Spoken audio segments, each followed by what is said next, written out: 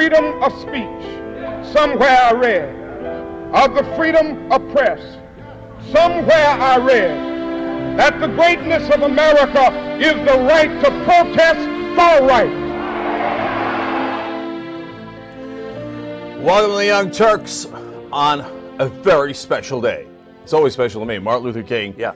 Michael Schur joins us for the first hour here, and we're going to commemorate Martin Luther King a little bit, and he's in the news a little bit as well.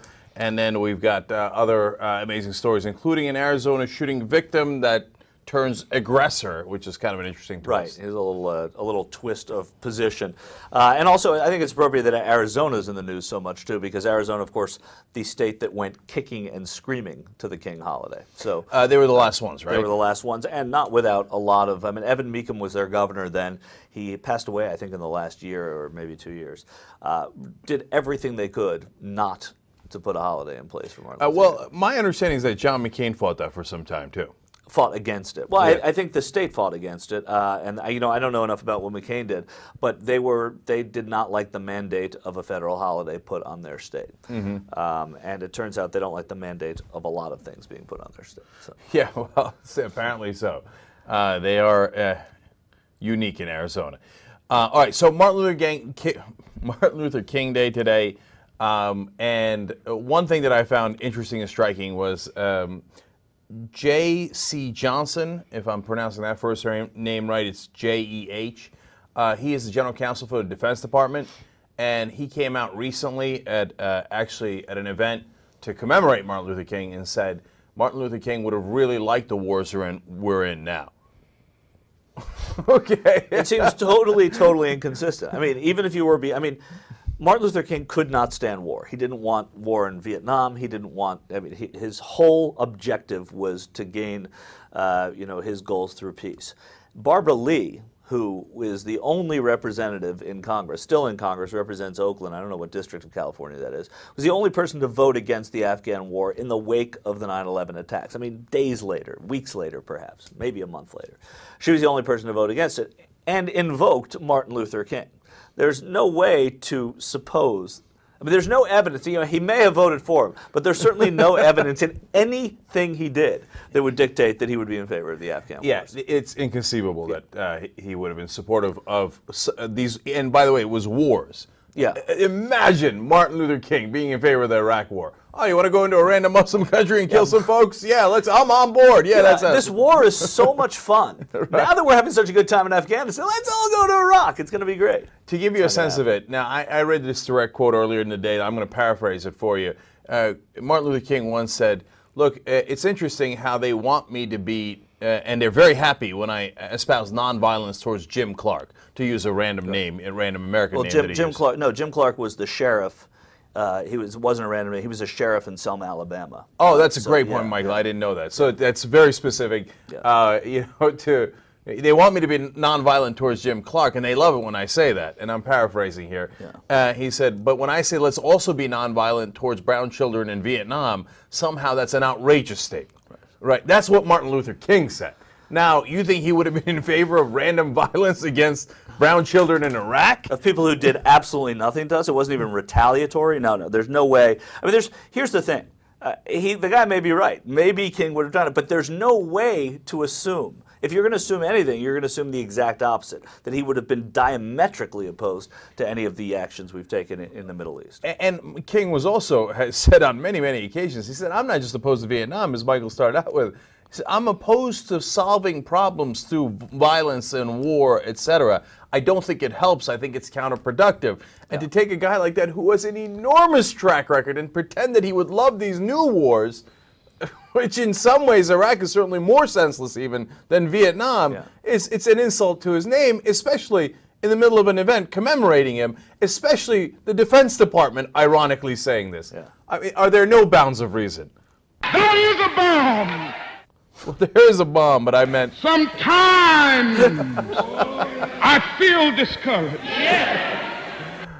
All right. But on the other hand, of course, as you all know... I know that it is true, the truth forever on the scaffold, wrong forever on the throne. Yes, sir. That is another part of that great statement. Yet that scaffold sways the future. Yes, sir.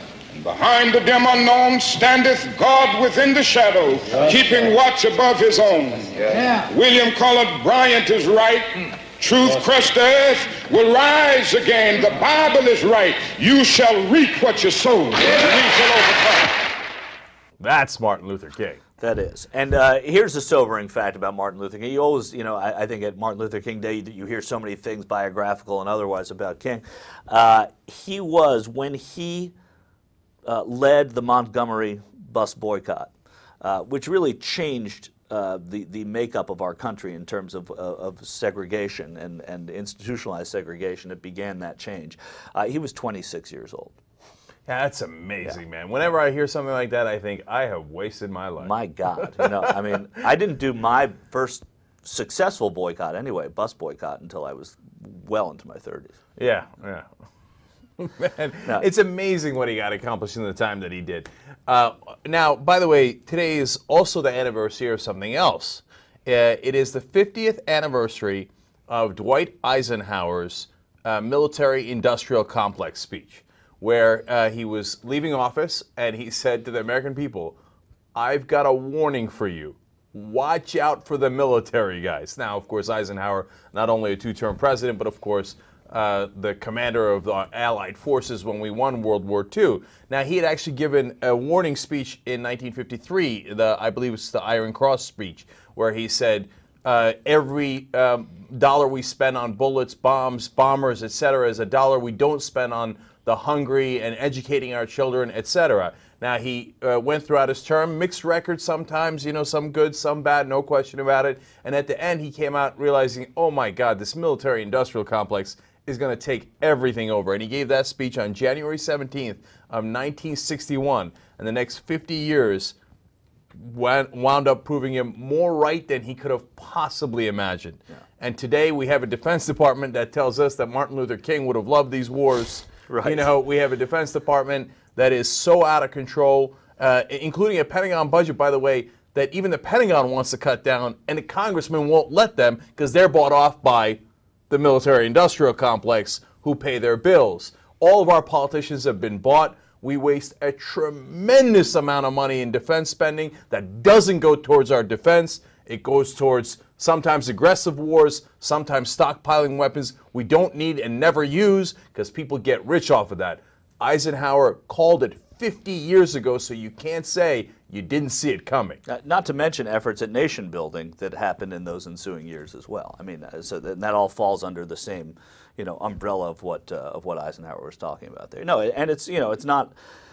It's ironic that today is Martin Luther King Day and we're talking about it because of the relationship that the Eisenhower administration had with the civil rights movement. But Eisenhower was right about a lot of things. He was right about D-Day, and he was certainly right about the way that he always considered himself a general before being president. But his what he said in terms of warning us about what the military, the structure of this country would do, he seems to have been right on target. Right, and so last thought on that is, look, the reason I say mixed record among many other reasons is Eisenhower was the guy who authorized overthrowing the democratic government of Iran, which then led to 50 years, more than 50 years of trouble for us in the Middle East, in Iran. It was a terrible idea. It was done in favor of the corporations who wanted him removed so they can get the oil contracts. And now there's no dispute about that. Before there was a dispute, President Obama came out and said, yes, we did. We authorized the coup, and obviously it was to make money for our corporations, as always. Because it certainly wasn't for democracy. They overthrew it. No, it wasn't. It was also, it had to, I mean, you're absolutely right. And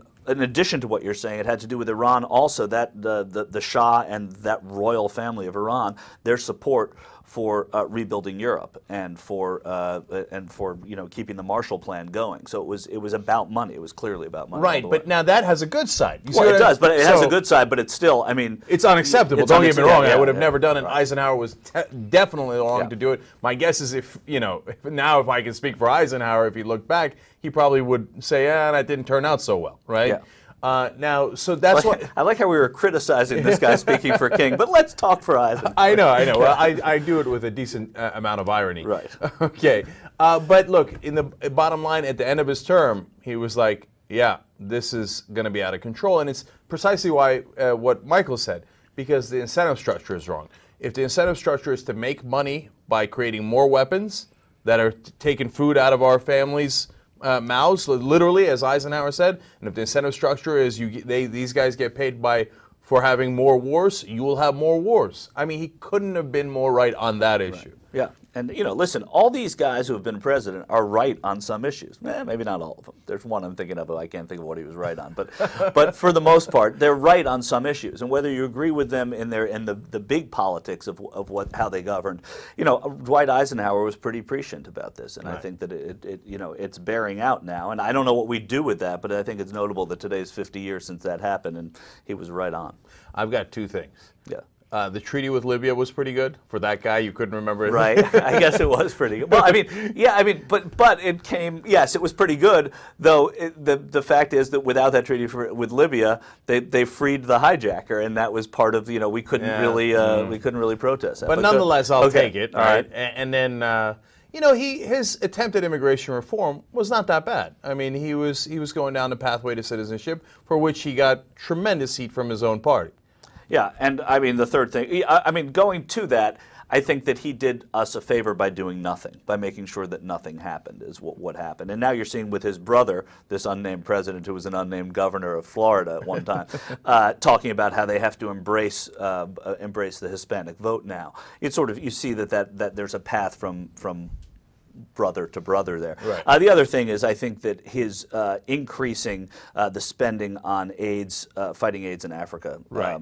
That's true. Hey, look at that. Number 3 things we found we like about that guy. That guy. Yeah. All right. And by the way, just to bring all this together, shoot, I forgot my train of thought. Never mind. Proceed. Okay. Well, we're gonna move now from guessing what people would say to actually listening what someone said in Arizona this weekend. Going to Tucson right now, just quickly, Gabrielle Giffords, the reports are excellent still. She had surgery to remove bone chips from around her eye socket, rebuild her eye socket a little bit.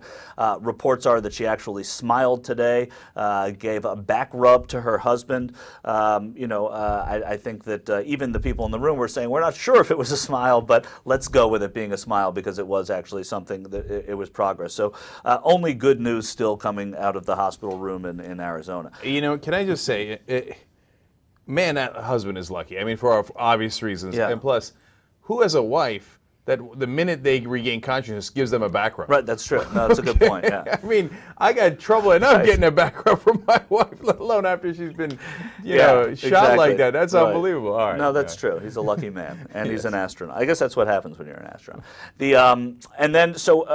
But staying in Arizona now, the other night, ABC News, this week, I think, actually, for a Sunday show, hosted by Christiane Amanpour, did a town hall meeting in Arizona to talk about changing the dialogue, et cetera, much of what a lot of people are talking about now. Right.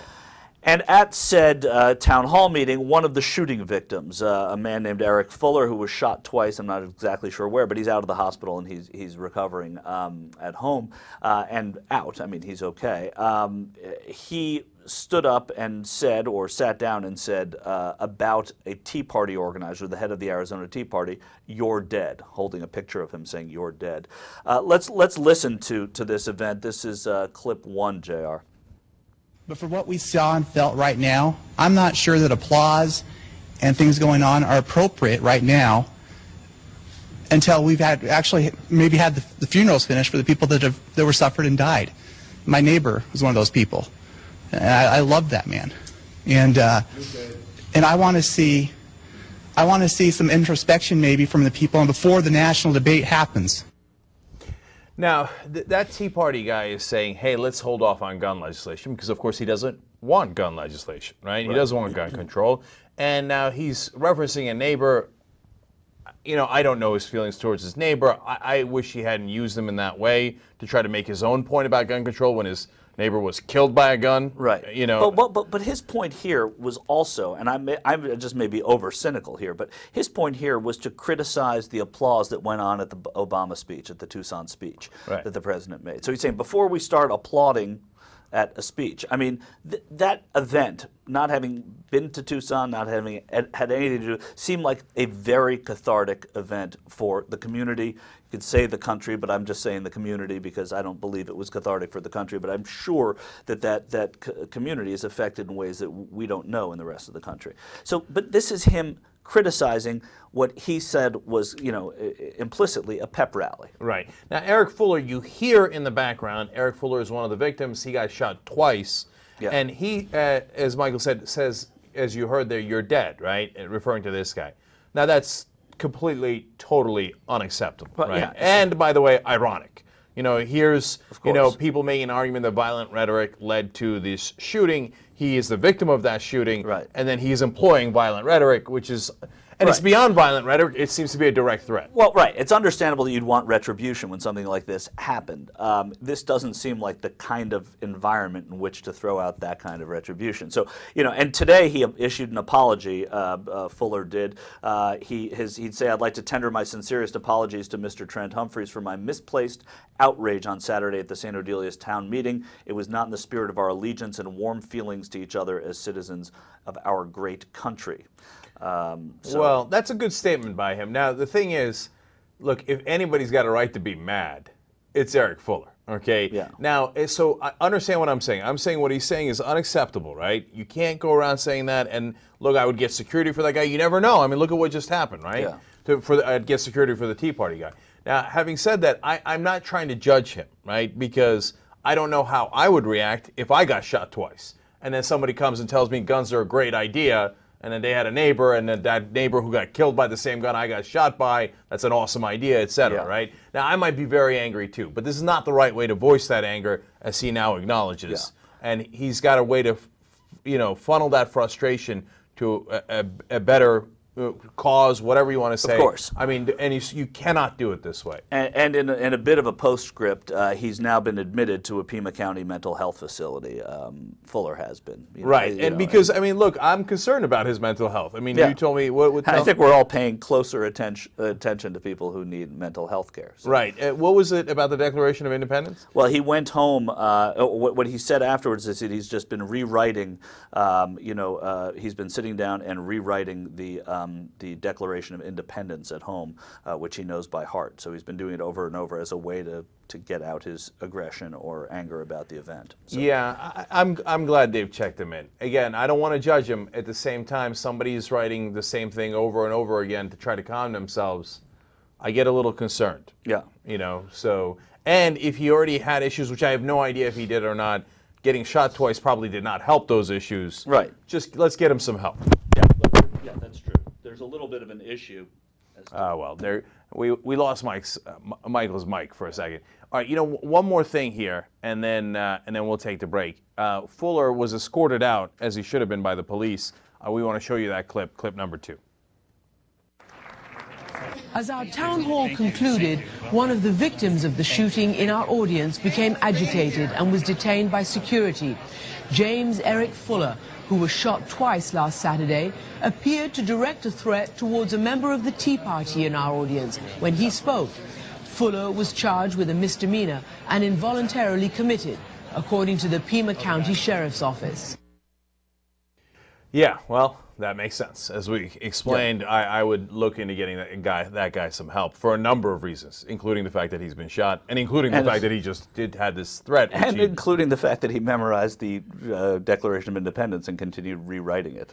Look, of course, I feel bad, but it reminds you of The Shining. Yeah, exactly. Yeah, and, right. Yeah. In Congress. Should he be charged? This misdemeanor?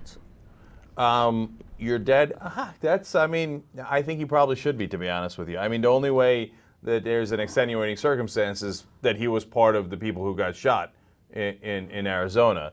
I mean, what do you think? That's not really an extenuating circumstance. I mean, it's a good question. I guess so. I don't know. I mean, is the head, I mean, not in a federal way he shouldn't be charged. I don't think the head of the Tea Party, even though they may think so, I don't think they're federal figures. No, but it's a direct threat at somebody. Yeah, I mean, but you could get a restraining order. I don't know that you get, I don't know. I mean, is a death threat on its surface, do you get charged? Yeah, that's a terroristic threat. That's a terroristic threat. That's true. Yeah. If they decide, JR, that this guy's got a mental health issue, I think that's a totally fine call for the police or the prosecutors to make. and they think they've got it under control, and the guy that he said it about is okay with it, et cetera, et cetera. Otherwise, you would probably charge him. Now, maybe a jury then says, you know, legally maybe it's not an extenuating circumstance, but I'm going to let this guy go given the extreme circumstances he was under. But, you know, then you kick that to a jury. I definitely think you monitor him. I mean, I'm making light of it, but he's sitting around with we the people rewriting the Declaration. I mean, there's something loony about this guy to begin with. There's something off. I shouldn't say loony. There's something off about this guy. So I think you monitor him and you treat him, which is what they're doing, which they should have obviously in retrospect done with Loeffner, but that didn't happen. Why? Do you disagree, JR? I'm on the fence, but I understand if you say yes, but then I think in keeping things fair, there's going to be a lot of people arrested. It happens all the time. I agree. I think JR's right. I mean, there's, you know, it happens in sports all the time. It happens in boxing. It happens in street fights. I mean, there's, but Jank's right. Jank's right too, in that this is happening. This is a direct threat to someone because of their politics. It just seems different. I think that happens all the time. And then what I worry about is that there'll be this line drawn now that says, okay, now these people reacting to what happened are now the ones we're targeting. And then you get people still doing the same thing, still toting guns around. And they're like, oh, they're red-blooded Americans. Yeah, this guy may be off a little bit from considering what he's been up to and just where his mind is right now. But I feel like I don't want it to shift the focus to people who are now responding to such violence now. Because it's a little unfair. I know, but you don't respond this way. No, look, the terroristic threats thing, I know it's really broad, and you could say, hey, look, on a hockey fight it happened, but nothing happens. But I know in domestic disputes, for example, or I just heard a case of a woman goes in to talk to a mom about her child, right? Yeah. And the mom flips out because they think the social worker is going to take the child away. By the way, this is not Wendy, okay? It is not. It really isn't, okay? Alex Jones, calm down, okay? It's totally unrelated from a long time ago, and the mom flips out because they think she thinks they're going to take her child away and says to the social worker, I'm going to kill you, right? Arrested, child taken away, 30 days in jail. It's a terroristic threat, right? Yeah. It's a very serious thing. And does it depend on the context? Of course it does, you know? And maybe it's not fair that it does. But within this context, you have to take it very seriously. You do have to take it very seriously, and I don't think I sort of agree with JR. I mean, the fact that he was shot, I don't think that provides the context here. I mean, I don't think. No. I'm saying the context is he's making a threat in a political context. For sure. Yeah, and somebody just got shot in a political context. In direct opposition to the rhetoric that's going on post that shooting. Also, I mean, everybody's saying this is not how we solve our problems. This is not how we, and he's saying you're dead. You know. And so, JR, final thing is, look, I got tremendous sympathy. I mean, if you got shot twice, you'd be mad, right? And you'd say things you probably didn't mean. I get that, but we got to be careful. We can't have this. Yeah, understandably. I'm just saying, let's do it all straight down then. It's cool. Go after everybody. Because this happens a lot, and we go, oh, you're just being an American. He's just passionate about his politics. No, point well made. Go on, you know? No, point well made. And just last note on it is, look, there's a case to be made that Glenn Beck should have been arrested for what he said about Michael Moore. Yeah. He said, I'd like to choke him to death. I'd like to kill him. Well, I'd like to choke the life out of him. I mean, it's a direct threat on a guy. I mean, that's exactly the same thing. You know, after the shooting, Fuller said, this is what he told reporters after the shooting. He said, it looks like Palin, Beck, Sharon Angle, and the rest got their first target. I mean, so this is somebody who was entrenched in this debate, you know, with a clearly defined position before he was shot as well. Right. All right, and you got to know better. We got to do better than that. We can't succumb to that stuff. Okay. Again, ironically, on Martin Luther King Day, nonviolence. We're the good guys. They're the bad guys. Okay. All right, come right back, Young Turks.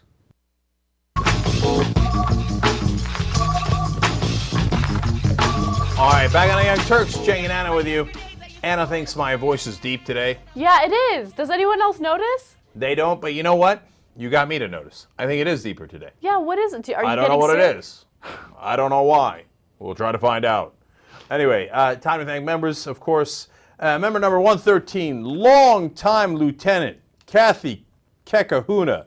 That's a great last name. I know, I love that name. I've always loved it. January 10th of 2007. Been around 4 years. Before me. Yeah, Kathy, Lieutenant Kekahuna, you've been longer than Casper over Anna. here. Before. All right, so you are member number 113, now you know. And then member number 149, also old school, Ann Thrall, since April 29th of 2007, Ann's been with us. So we love you guys. Today in the members only, according to the top African-American scholars in the country, who are, and some other public figures, etc., who are the top 10 and top 25 African-Americans of all time in terms of impact for the African-American community. It's a fascinating list. Make your own list now. We'll tell you what it is in the postgame for the members. What's next? All right. West Virginia State Senator Eric Wells is proposing legislation that would revoke parents' driver's licenses if their children are truant 10 days and do not have an excuse. Okay, so he's trying to find a way to decrease the amount of truancies, especially unexcused truancies, and he thinks this is the only way to do it. Right. Now, of course, this cuts in two different directions. One, you might be making the situation worse, because what if the parent needs that car to go to work, and now they don't have that car, now they're in bigger trouble, and there's more drama at home, which can't help. On the other hand, I like that he's trying something, and I like that he's putting it on the parents, because it is their responsibility, and I think too often they don't realize it's their responsibility. Yeah, I'm being harsh, but I think it's merited. It's a little bit of a knee-jerk reaction. I think that the best way to handle it is, whatever happened to administrators or teachers showing up at the parent's front door? Like, knock on the door, hey, where's your kid? He or she has been absent 10 days. That sounds like a disastrous idea. Really? You know how many people in this country have guns? Okay, teacher shows up on your front door. Somebody's locking and loading. You don't know who that guy is. No. All right, so you call, you leave messages, you make it very much known that your child has not been attending school, what's happening, and if no action is taken, then there's a punishment for it. You know, I don't know what that punishment is, but I think that it's crazy because, look, when I was in high school, there were several times where I ditched class. Okay. How dare you? No, and a lot of, even class nerd Anna Kasparian did it, huh? I ditched class a lot, especially in 12th grade. Like crazy. No. But after the grades were already into the colleges, Casper went a little crazy and would ditch class every once in a while. No. You have to understand, for those of you who don't know, Anna was a girl sitting in the front of the class going, oh, Miss Bennett, I know the answer to that one. Okay, so you ditched class, I'm going to guess, approximately 3 times. No, I ditched class a lot. Remember, I had a bad boyfriend. Oh, okay. No, come on, don't make fun of me. No, okay. But I did. My mom had no idea. Right. Poor mom. Imagine she got her license taken away because her bad daughter is ditching class. She had no idea. Because her daughter was naughty. Okay, but you know what? Then it would make her aware. All of a sudden, she'd be like, "She's in Lord Mercy. Where's Anna?" Right, but you can make her aware by giving her a call. You don't need to take her driver's license away. You see what I'm saying? All right, so you're trying to protect Mrs. Kaspari. Yeah. Okay, who is a perfectly lovely lady, doesn't know how dirty her daughter is, and what's happening over there, and then doesn't need to get punished over By the way, she didn't know until today. Until right now. So she's probably like, Well, it's been a while. So, you know what, Justice Kasparian? You have swung me. I'm ruling against this law. There's got to be a better way to handle it than taking away the driving privileges of the parents. And besides which, look, I desperately want the parents to care. And that's the #1 most important thing as to whether the student will succeed or not, right? But I think it's hard for the government to make them care, right? If they don't care, they're not going to care. And don't get me wrong, I get it. Sometimes it's not that they don't care. Sometimes it's hard. They got 2 different jobs. They're running after things. I get all that. Nonetheless, you got to make sure your kids are going to school. It sucks, but you got to do it, right? And I don't think punishing you legally is the right way to do it. All right, Casper, you win again. All right.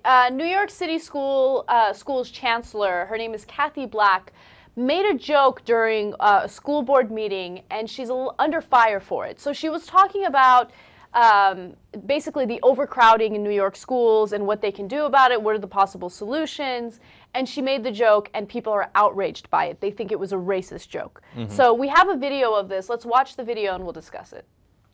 And Bill, the DOE calls it a joke. If it was, it fell flat with some community leaders and parents. So the heat is on. Chancellor Black once again, with some of her critics, once again calling for the mayor to fire her.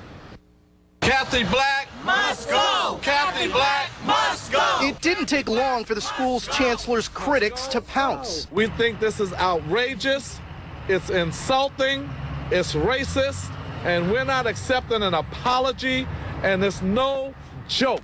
From members of the city council to parents, there is outrage tonight. That is so wrong. Like, that should never even came out and about.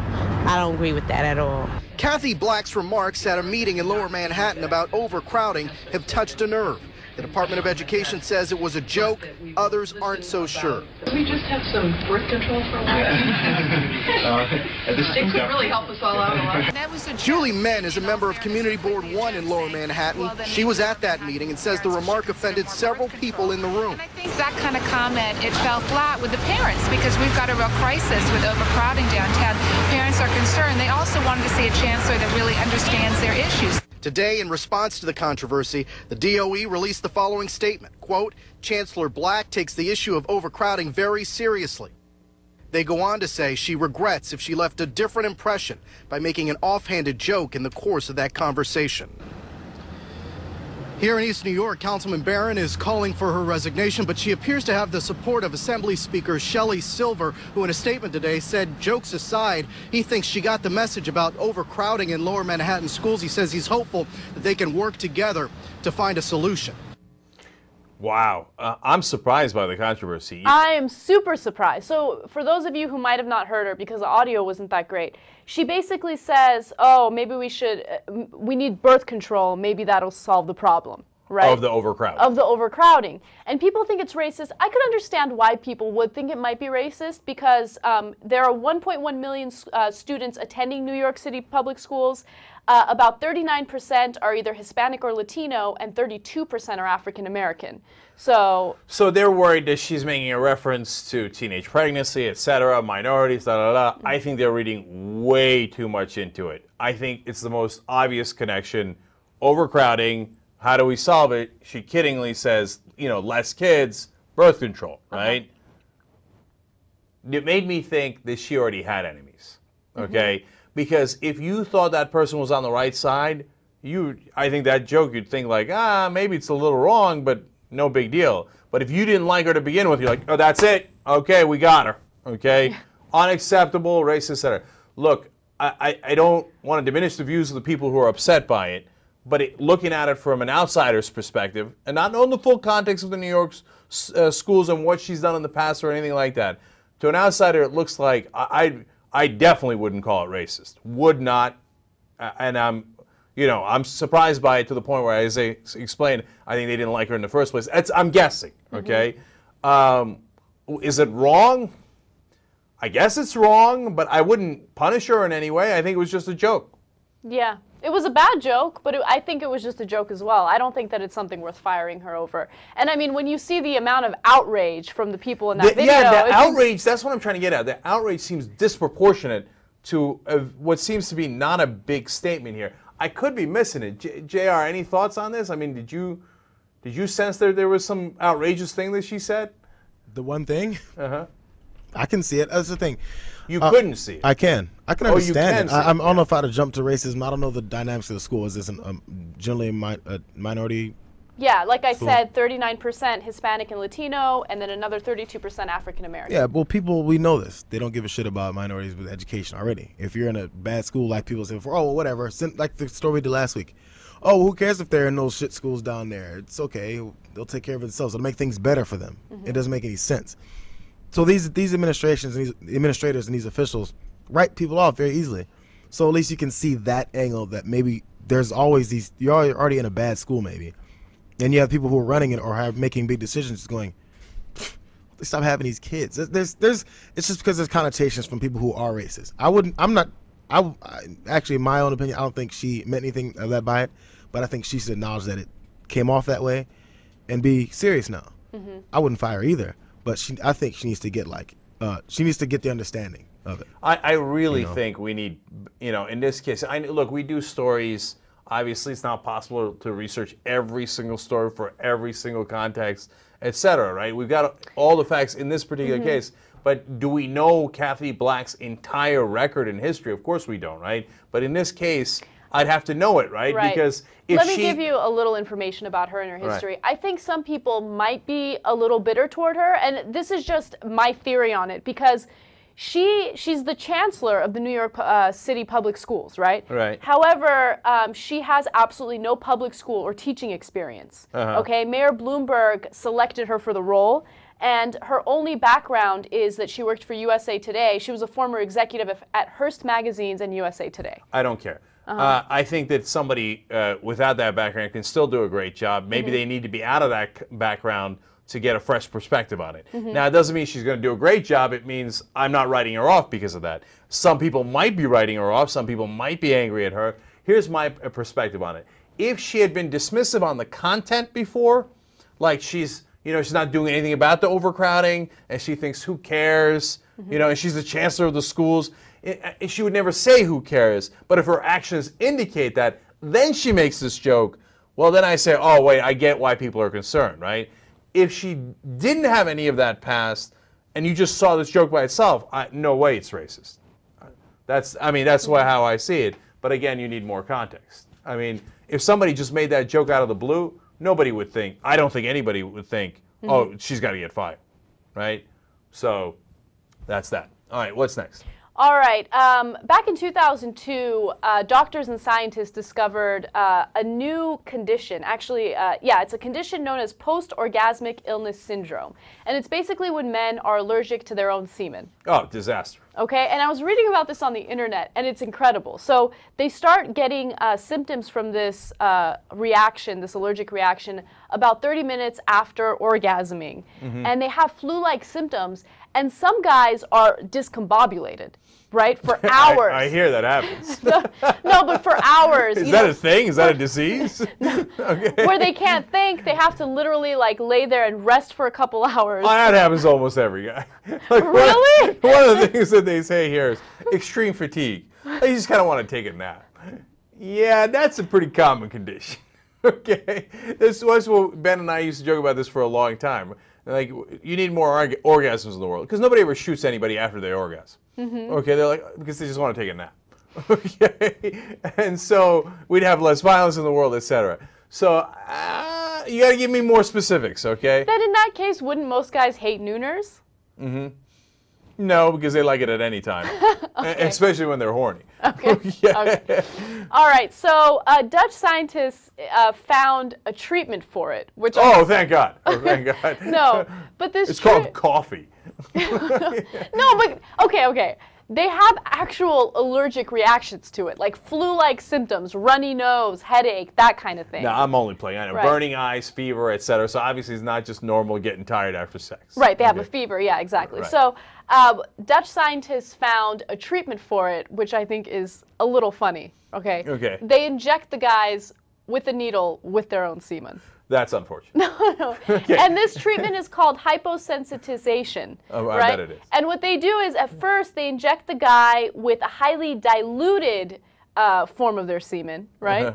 And then their immune system gets used to it. And then toward the end, that potency increases. Right. Okay? And then all of a sudden, they're not allergic to it anymore. Right. It takes a couple of years, actually. So I could just see the Dutch scientists walking in and say, look, I got some good news, I got some bad news, all right?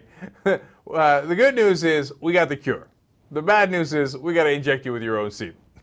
For about 3 years, which is quite unfortunate. You go to the doctor's office, what are you here for? Oh, I got to take, I got a headache or something. What are you here for? Oh, I'm going to get my semen injected into me. So, look, it's an amazing world out there because there's all these guys who have this. It's, I'm kidding around, but it's real, right? Right. And can you imagine anything worse than every time you have an orgasm, you get sick? Okay, I mean, you can't win either way, right? Like I said, I was reading about this online, and some guys just abstain from having sex because the symptoms are so bad. They're like, oh, I can't do it. It's not worth it. Well, if you gotten to that point, perhaps injecting your own semen into you doesn't seem so bad. Right, exactly. Maybe you can live with that. So, it's a crazy world we live in. All right, thank God I'm not one of the people that needs that. Okay, listen, when we come back, for the members only, the most influential black folks in the country's history. You got your list of top 10? We're going to tell you which the scholars thought were the top 10 in the post-game show. We'll see you there. Me first. She wanna have whatever she like.